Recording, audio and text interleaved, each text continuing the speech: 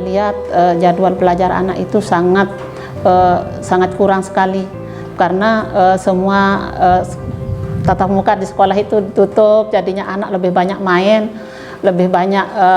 HP. Jadinya itu saya berpikir anak-anak ini sekarang sudah kelas 1 tiba-tiba sudah naik kelas 2, tapi dia dapat apa selama itu? Dia sendiri tidak tahu kadang sudah kelas berapa sekarang. Memang kenyataannya seperti itu. Nah, ketika kemarin kita mencoba mendengar dari ibunya sendiri, keluhan dari ibu, banyak anak yang masih belum bisa membaca, padahal anaknya sudah kelas 2, ada yang kelas 3, malah anak-anak itu sekarang ada yang tidak mau belajar sama sekali. Nah, pada awal kemarin waktu kita minta izin ke wali kelasnya untuk melihat yang direkomendasi oleh wali kelasnya, siapa anak muridnya yang masih kurang dalam hal membaca, karena kita kan harus melalui wali kelasnya. Nah, itu kita mencoba, ternyata banyak sekali yang kita direkomendasikan bahwa anak sudah kelas 3 tidak bisa belajar sama sekali, tidak bisa membaca sama sekali, karena menurut mereka kelas 4 itu sudah tidak ada belajar untuk membaca.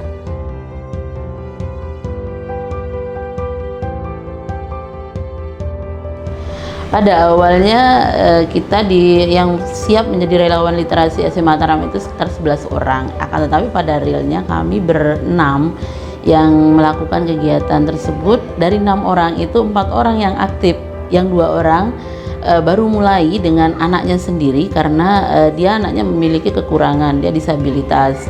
Terus yang 4 orang sudah berkegiatan, ada yang sudah sampai 9 kali pertemuan, ada yang 7 kali pertemuan. Pengalaman yang mereka merasa tertantang dengan kegiatan ini. Akhirnya mereka merasakan bagaimana menjadi seorang guru. Ternyata seorang guru itu begitu sulit. Ada juga mereka harus mencari inovasi-inovasi untuk bagaimana meraih ketertarikan anak supaya dia mau dekat dengan mereka, gitu, dengan cara mereka akhirnya mencari berbagai cara untuk bagaimana membangun chemistry antara anak dengan relawan tersebut, gitu. Jadinya akhirnya mereka juga merasa tertantang, kedepannya saya ingin terus nih, gitu.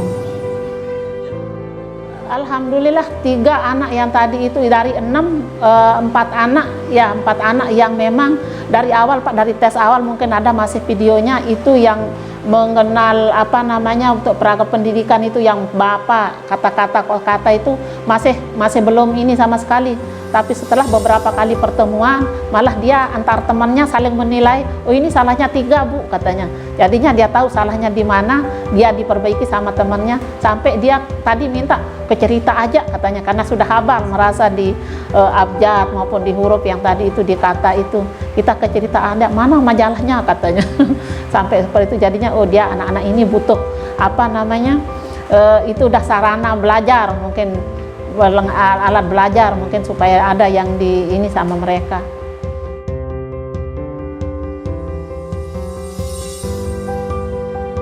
Dari hasil pengalaman kami mendampingi perempuan buruh migran ini ternyata menyisakan persoalan, gitu.